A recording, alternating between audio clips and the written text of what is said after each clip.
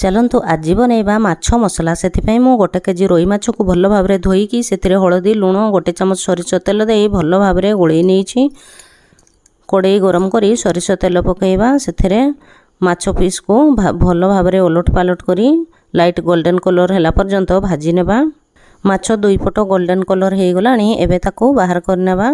तरकारी पई एबे मसला प्रस्तुत करनेबा। 2टा बड़ टमाटो नहीं 2 चामच सरिष हलदी गुंड काश्मीरी चिली पाउडर सबू को चिकन करी ग्राइंडिंग करनेबा। से कड़े ही आउ 2 चामच सरिष तेल पकईबा। गोटे पियाज को छोट छोट काटिकी पकईबा। बाटी रखिथिबा मसला पकईबा।